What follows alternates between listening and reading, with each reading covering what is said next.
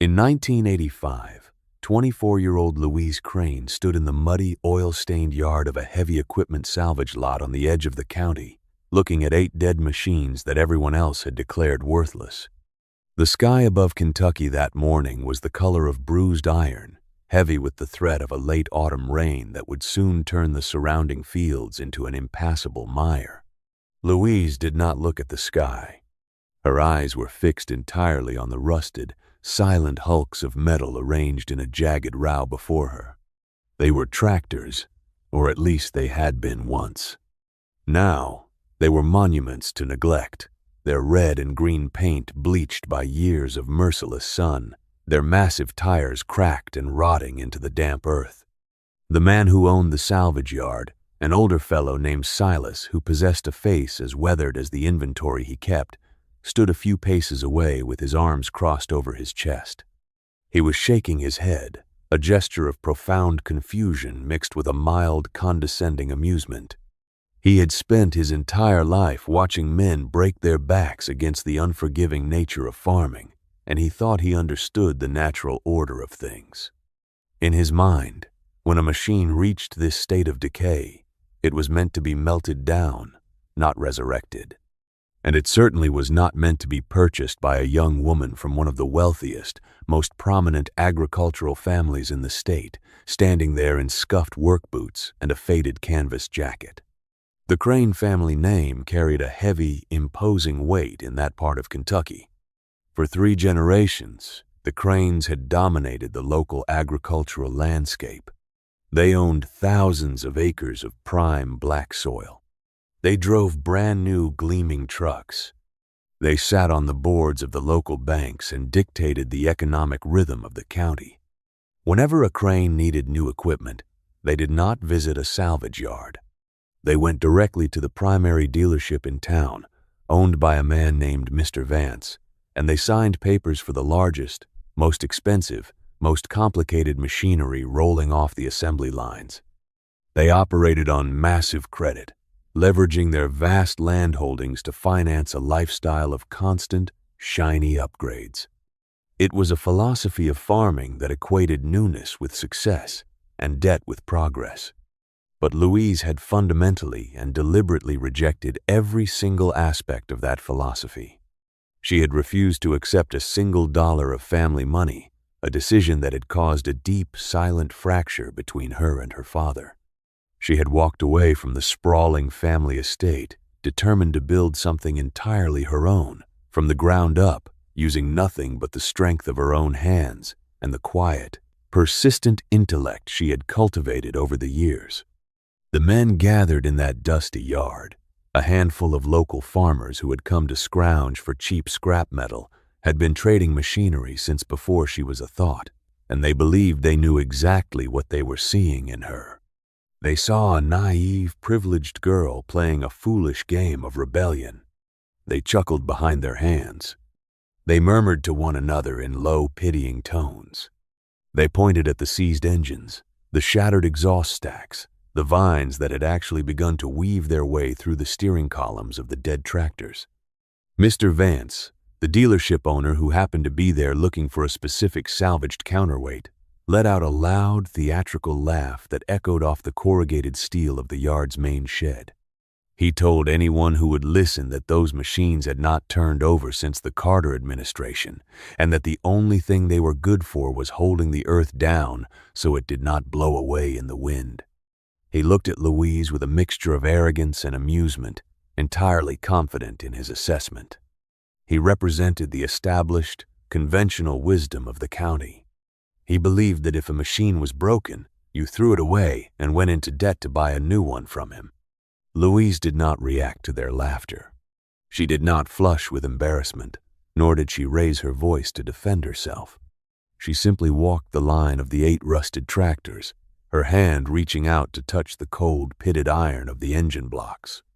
She moved with a slow, deliberate grace, kneeling in the mud to inspect the undercarriages, running her bare fingers along the grease-caked seams of the transmission housings.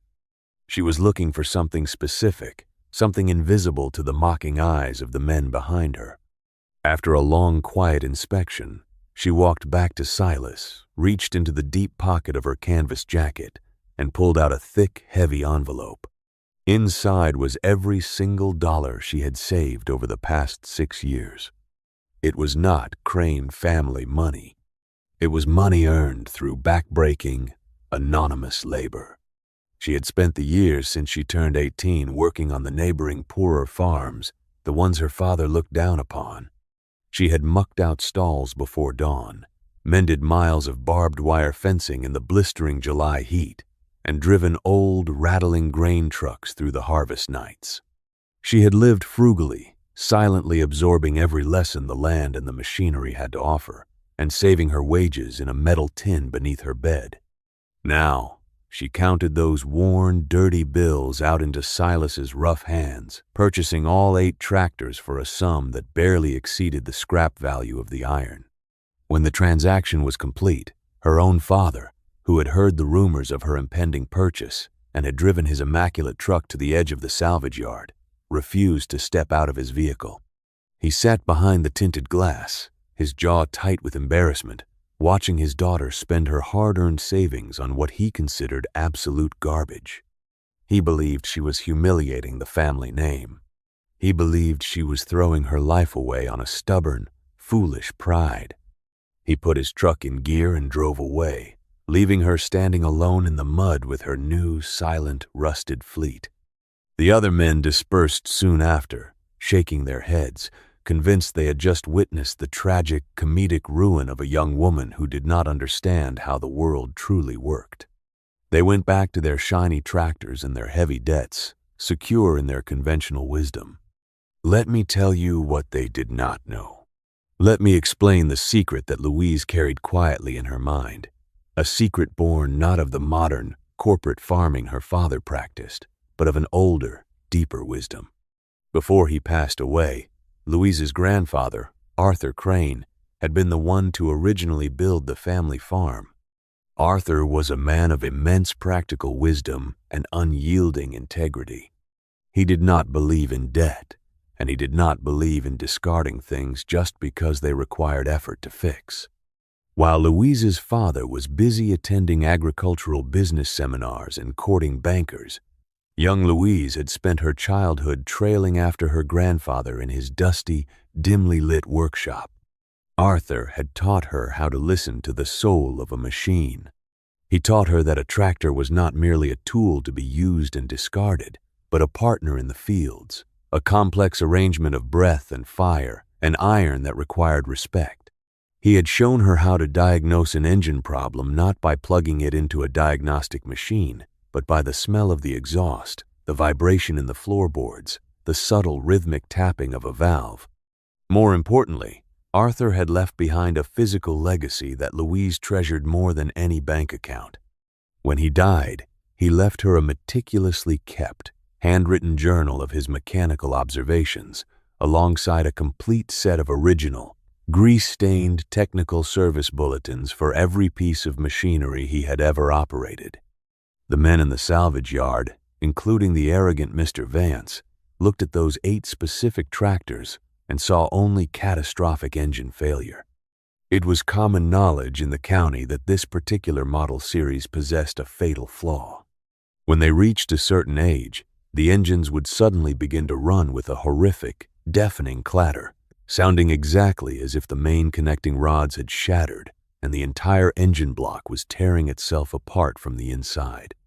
The local mechanics, trained to replace rather than repair, would hear that noise, declare the engine utterly destroyed, and tell the farmer to buy a new tractor. The cost of tearing down the block at dealership labor rates was deemed higher than the value of the old machine. But Louise had read her grandfather's journals. She knew the secret of that terrifying noise. The issue was not the main engine block at all. It was a tiny, obscure shear pin located deep within the governor assembly. When this cheap, simple pin finally wore through and snapped, the governor would lose its synchronization, causing the engine to violently over-rev and the timing gears to lash against their housings, producing a sound like a dying beast. The engine itself, the heavy iron heart of the machine, was perfectly fine. To fix it, you did not need a new engine, and you certainly did not need a new tractor. You needed a wrench, a profound amount of patience, a deep understanding of the mechanical sequence, and a replacement pin that cost exactly 45 cents. Louise knew that beneath the rust, beneath the grime, beneath the years of neglect, the fundamental integrity of those 8 machines was completely intact. She had not bought garbage. She had bought potential that the rest of the world was too blind and too impatient to see. The real work began the following week. Louise rented an old, drafty, dirt-floored shed on the very edge of the county, far away from the judging eyes of her family and the local establishment. She paid a local towing company a portion of her remaining funds to drag the 8 dead beasts into the gloom of that shed. The space was barely large enough to hold them, leaving only narrow, shadowed walkways between the massive tires. There was no heating, only a small, rusted wood stove in the corner that did little to fight off the creeping Kentucky winter. The air inside always smelled of damp earth, ancient diesel fuel, and the metallic tang of rust. In this solitary, freezing environment, Louise began the slow, methodical process of resurrection. She did not rush. She approached the work with the disciplined, reverent focus of a monk in a monastery. She started with the tractor in the worst condition, a machine so bound by rust that the bolts seemed welded to the frame. The subsequent months were a masterclass in patience and physical endurance. The winter of 1985 was brutal, driving temperatures well below freezing for weeks on end. Louise's hands were constantly cut, bruised, and stained black with grease that no amount of scrubbing could fully remove. She learned the intimate language of stubborn metal. She learned how to apply exactly the right amount of penetrating oil, how to wait for it to seep into the microscopic threads of a seized bolt, and how to apply the precise amount of heat from a blowtorch to break the rust's grip without warping the iron. She spent days just cleaning components, scraping away decades of hardened sludge to reveal the shining metal beneath. The community, of course, did not stop whispering. The local farmers would gather at the diner in town, sipping their black coffee and escaping the cold, and the topic of conversation would inevitably turn to the crazy Crane girl freezing to death in her rented shed.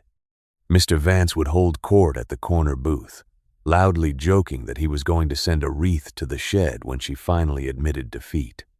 They viewed her isolation and her labor as a form of stubborn madness. They could not comprehend why anyone would choose to suffer in the cold, wrestling with dead iron, when she could have simply asked her father for a loan and bought a comfortable, heated cab tractor with a warranty. They were trapped in a cycle of convenience and debt, and her fierce independence was an unspoken indictment of their own choices.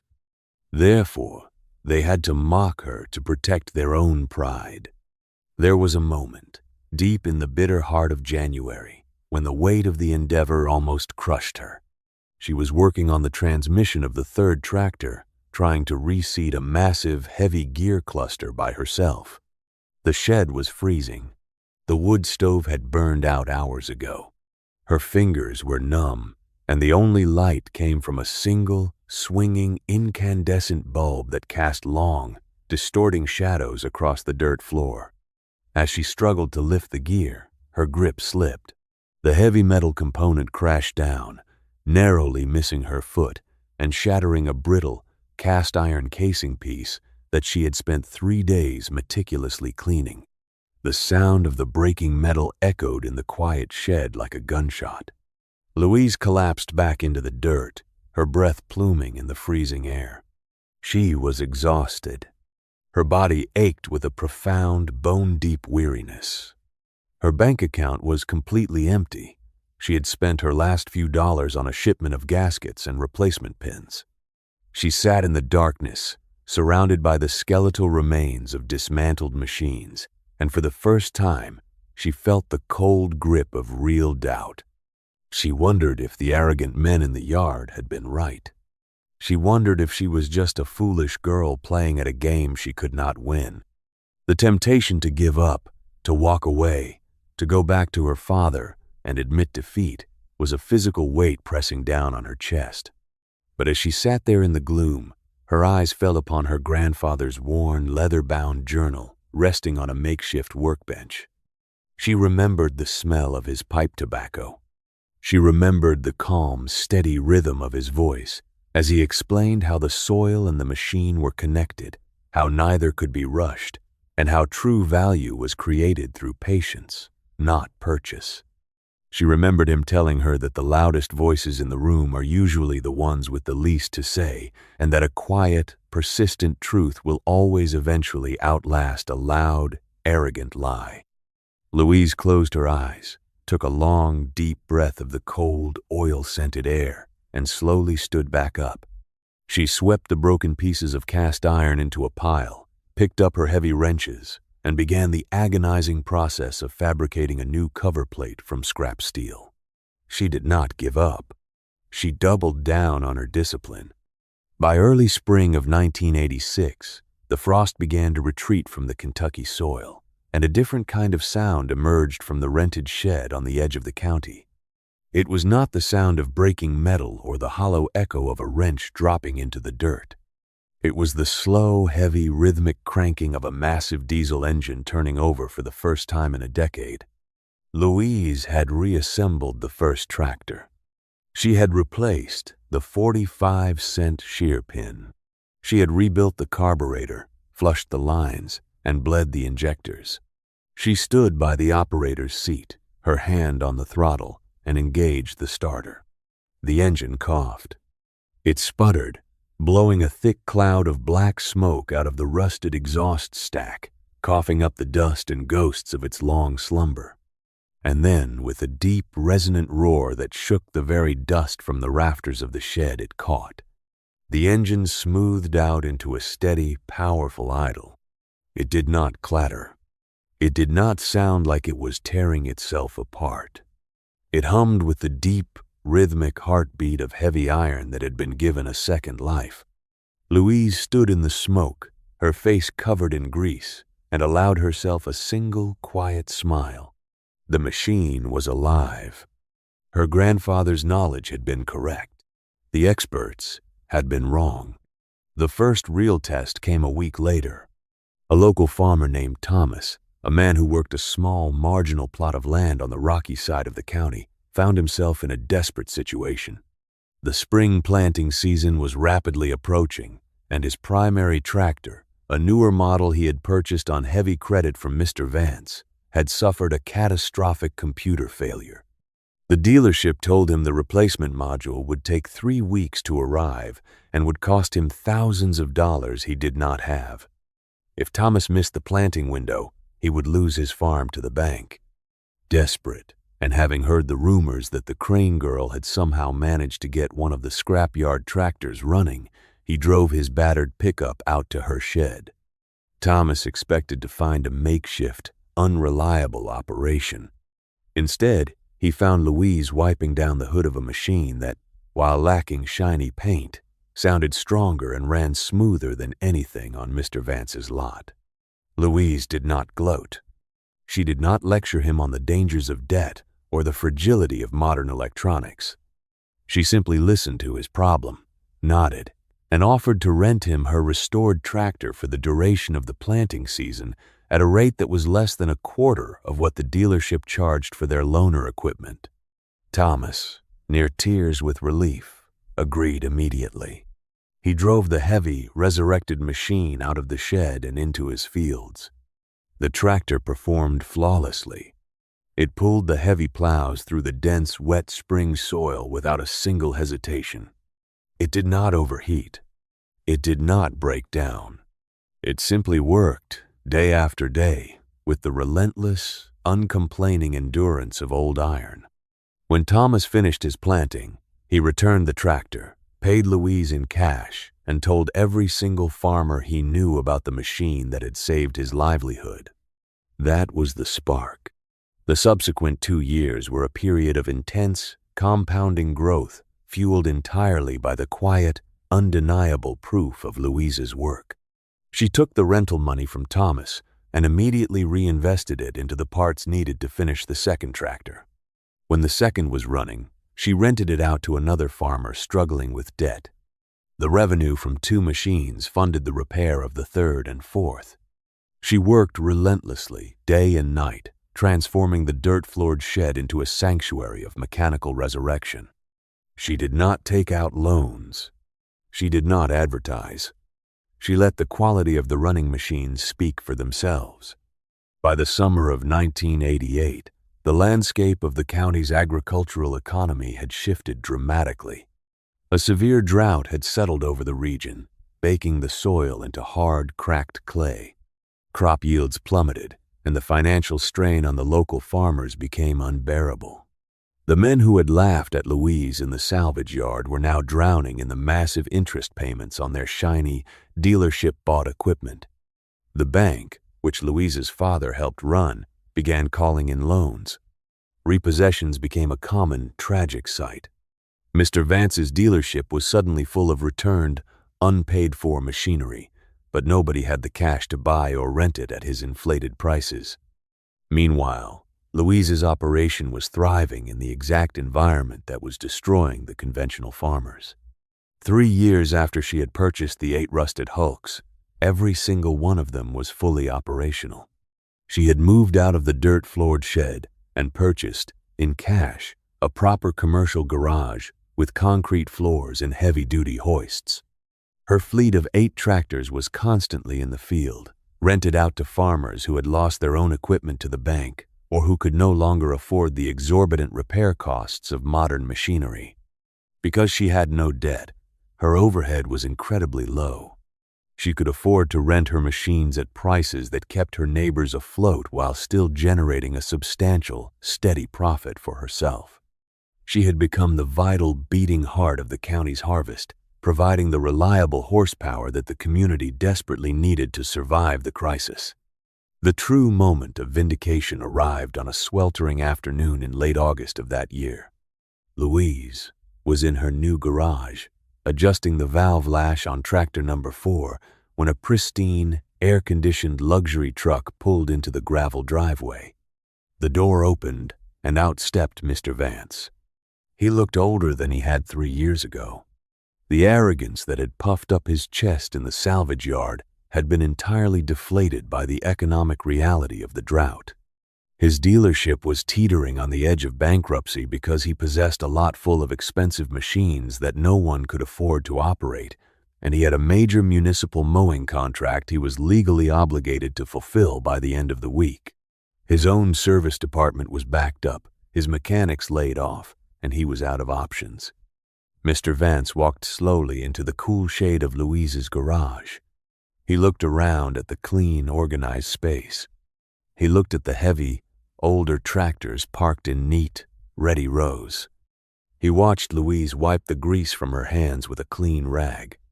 The silence between them was thick, heavy with the weight of the past 3 years. He did not want to be there. Every step he took toward her was a surrender of his pride, an admission that his entire philosophy of endless debt and disposable machinery had failed him. He stopped a few feet away from her and cleared his throat. He looked at the floor, unable to meet her steady, observant gaze. He explained his situation. He explained the contract, the lack of working equipment, the impending penalties that would ruin his business. And then, the man who had laughed the loudest when she bought the dead machines, the man who represented the arrogant establishment of the county, asked if he could rent 3 of her tractors to save his dealership. Louise did not smile. She did not gloat. She did not remind him of his cruel jokes or his arrogant laughter. She simply looked at him, recognizing the profound humiliation he was experiencing and understanding that true power does not need to boast. She quoted him her standard commercial rental rate, which was fair and uninflated.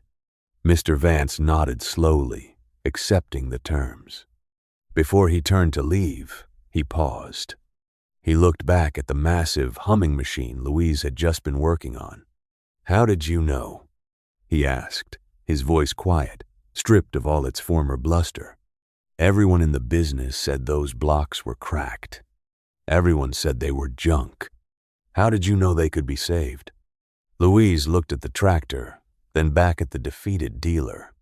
"I didn't listen to everyone in the business," she said calmly, her voice carrying the quiet authority of a truth hard won. "I listened to my grandfather, and I listened to the machine. You throw things away when you don't understand how they work, Mr. Vance. A little patience and a 45-cent pin is all it took to prove the experts wrong." Mr. Vance offered no argument. He simply nodded, a slow, deep gesture of profound respect and apology. He signed the rental agreement, shook her calloused hand, and drove away, leaving Louise alone in the quiet hum of her thriving, debt-free enterprise. She had not just built a business, she had dismantled the arrogant assumptions of an entire community. The subsequent decades were a testament to the enduring power of that foundational philosophy. As the 1990s rolled into the 2000s, and the agricultural industry became increasingly obsessed with digital technology, massive debt, and corporate consolidation, Louise Crane remained a steadfast pillar of a different way of living. She never took out a bank loan. She never bought a machine she could not fix with her own hands. Her fleet expanded from 8 tractors to dozens of pieces of heavy equipment, all purchased used, all restored with meticulous care, and all owned free and clear. While other farmers lay awake at night worrying about interest rates and computer diagnostics, Louise slept soundly, knowing that the iron in her sheds was paid for and ready to work. Her father eventually passed away, his massive estate heavily leveraged and ultimately dismantled by the banks to cover the debts of his shiny, modern farming methods. The sprawling Crane family empire, built on credit and arrogance, crumbled into history. But Louise's operation, built on patience, deep knowledge, and hard labor, only grew stronger. She became the quiet, respected elder of the county. The people who had once laughed at her now came to her for advice. Young farmers, struggling against the crushing weight of modern agricultural economics, sought her out to learn the old ways, the ways of fixing rather than replacing, of owning rather than borrowing. Now, as a woman with silver hair and hands that bear the permanent, proud scars of a lifetime of labor, she walks through her massive equipment sheds with a profound sense of peace. She still has the original 8 tractors. They are no longer rented out. They hold places of honor in the back of the main building, their engines still perfectly tuned, their iron bodies a testament to the day she waged a quiet war against conventional wisdom and won. She spends her afternoons teaching her grandnephew, a quiet boy who prefers the smell of diesel to the glare of a screen, how to listen to the rhythm of a valve, how to feel the tension in a bolt, and how to read the handwritten notes in Arthur Crane's crumbling journal. She passes down the secret knowledge not through lectures, but through shared work, ensuring that the legacy of self-reliance will survive another generation. The story of Louise Crane is a monument to a truth that modern society often tries desperately to forget. The crowd will always laugh at the patient worker. The experts will always tell you that the old ways are dead, and that debt is the only path forward.